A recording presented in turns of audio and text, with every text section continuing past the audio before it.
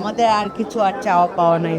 আমি বাসা থেকে সহজে দূরে যেতে চাই না। যার হাত ধরে আমার নাটকে আসা এবং শ্রদ্ধেয় হুমায়ূন আহমেদ স্যার, যার জন্য আজকের আমি অভিনেত্রী মনিরা মিঠু স্যারের কারণেই আজকের অভিনেত্রী মনিরা মিঠু। অনেক সুখ দুঃখের গল্প করি, বিশেষ করে আমি ইদানিং হয়তো বৃদ্ধ হয়ে যাচ্ছি, এই জন্য হাসি কমে যাচ্ছে। এই যুগে এসে রাত 11টার পর গেট বন্ধ, অনুমতি ছাড়া প্রবেশ করিবেন না। তো আমি বাড়িওয়ালা যারা আছে তাদেরকে বলবো যে প্লিজ একটু মানবিক হন, মানুষের প্রতি একটু সহনশীল হন, আমাদের ভাড়াটিয়াদের প্রতি একটু সহনশীল হন। স্ট্রবেরি সুপার ডটেড ও ক্লাসিক ভ্যারিয়েন্ট সেন্সেশন জাগুক শিহরণ। আমি আসলে ম্যাক্সিমাম অ্যাওয়ার্ড প্রোগ্রামে দেখা যায় যে আমি অনুপস্থিত থাকি, কারণ আমার কাজের চাপটা একটু বেশি আর কাজের প্রতি আমার ডেডিকেশন একটু বেশি, সেই জন্য আমি আসতে পারি না। আজকে যে আমি নিজে আসতে পেরেছি, এই জন্য আমার ভীষণ ভালো লাগে কাজ করছে যে আমি আজকে আসতে পেরেছি, আমি সম্মানিত হয়েছি এবং আয়োজকদের সম্মানিত করেছি, তাদের ভালোবাসা পেয়ে। এখন তো বয়স হয়ে গেছে আমাদের, এখন এই সম্মানটুকুই তো আমাদের প্রাপ্য, তাই না? আমাদের আর কিছু আর চাওয়া পাওয়া নাই। সবার প্রতি ভালোবাসা থাকবে, সবাই সবাইকে ভালোবাসবে, সম্মান করবে, এটাই তো আমরা। আস্তে আস্তে এই অ্যাওয়ার্ড শোগুলো আরো অনেক বড় হবে, বিশাল পরিসরে হবে, তখন স্বনামধন্য সবাই আসবেন। এটাই আসলে গ্লোবাল স্টার অ্যাওয়ার্ড একটু ছোট পরিসরে, একটু কনজাস্টেড হয়েছে, কিন্তু দেখা যাবে অবশ্যই চতুর্থবার আমরা দেখতে পাবো গ্লোবাল স্টার অ্যাওয়ার্ড অনেক বড় পরিসরে হচ্ছে, সেখানে সব তারকারা ঝলমল করছে, এটাই তো আমরা দেখতে পাবো। মোহাম্মদ মোস্তফা কামাল রাজের পথহারা মন চমৎকার একটি গল্প, এবং আপনারা এই নাটকে ফিরে পাবেন সেই আমাদের মারাত্মক জনপ্রিয় এবং সব্বার ভালোবাসার জাহিদ হাসান ভাইকে ফিরে পাবেন। আমি খুব সুন্দর একটি চরিত্রে আছি। তারপর সিনেমালার আরেকটি কাজ মায়ার সংসার, আরেকটি কাজ কর্মফল, তারপর মাত্র করলাম রুবেল হাসানের ছুঁয়ে দিলাম তোমায়। ভোরবেলা বাসায় এসেছি, সারা রাত জেগে শুটিং করেছি, ভয় পাচ্ছিলাম যে যেতে পারবো কি পারবো না। আর থাইল্যান্ডে চলে যাচ্ছি 30 তারিখে, অনেকগুলো নাটকের কাজ করব, আপনারা দোয়া করবেন। আমার একটু হোম সিকনেস আছে আর কি, আমি বাসা থেকে সহজে দূরে যেতে চাই না। এই যে তার বোনের সামনে এত ক্যামেরা থাকবে, তার বোন প্রতি বছর বিভিন্ন প্রোগ্রামে নমিনেটেড হবে এবং তার বোনের হাতে অ্যাওয়ার্ড থাকবে। এটা তিনি শুধুমাত্র মেল প্রথম আলো ক্রিটিক্স অ্যাওয়ার্ড দেখে গিয়েছিলেন আমার হাতে, সেটা 2008 সালে।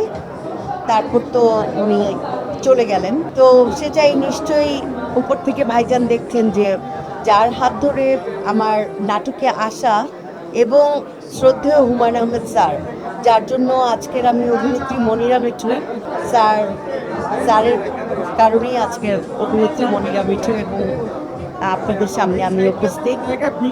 নিশ্চয়ই ওনারা দুইজনই অনেক খুশি হতো। ওই গল্পটি একেবারেই ব্যতিক্রম, এটা আমাদের গল্পের সাথে কোনোই মিল নেই, আমার চরিত্রেরও কোনো মিল পাবেন না ইনশাল্লাহ।